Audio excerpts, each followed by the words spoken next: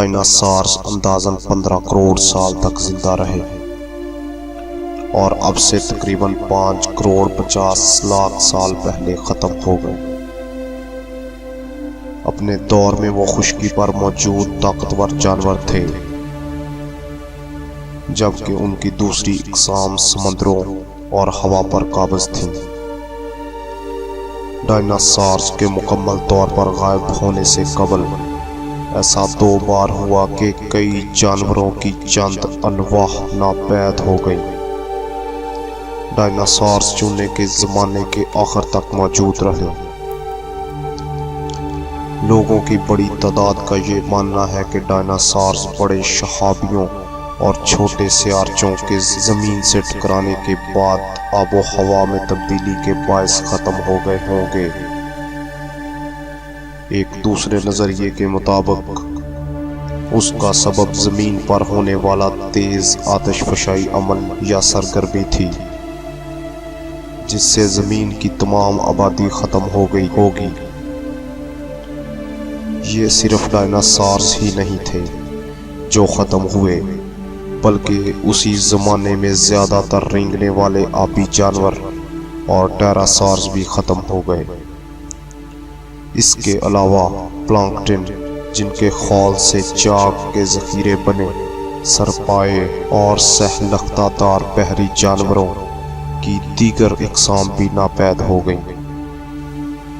اس تباہی کی اصل وجہ جاننا بے حد مشکل ہے۔ سوال یہ ہے کہ ان حالات میں کچھوے کس طرح بچ گئے۔ چونے کے دور کے اواخر میں دنیا کے براعظم نئی وضع اختیار کر رہے تھے۔ زمین کے قشر میں تبدیلی کا یہ مسلسل عمل تیز آتش فشائی عمل کا باعث بنا۔ آتش فشاؤں نے گرم لاوا اور گیسز باہر اگلیں، جس کی وجہ سے زمینی فضا انتہائی درجے تک تبدیل ہو گئی۔ یہ فضا زمین پر موجود ڈائناسورز اور ان کی خوراک یعنی پودوں پر اثر انداز ہوئی۔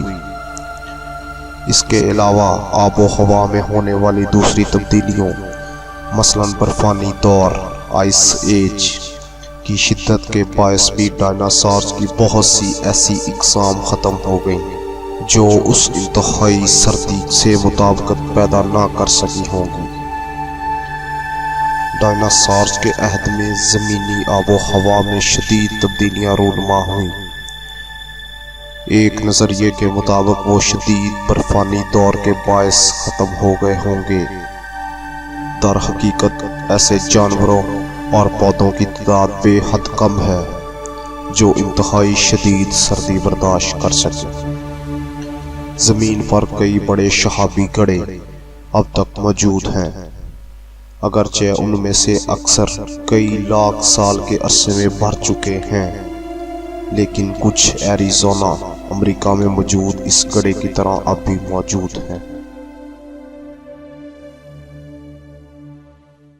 امید کرتا ہوں کہ آپ کو ہماری ویڈیو پسند آئی ہوگی، تو دوستو اس ویڈیو کو لائک، شیئر اور چینل کو سبسکرائب کرنا مت بھولیں۔ شکریہ۔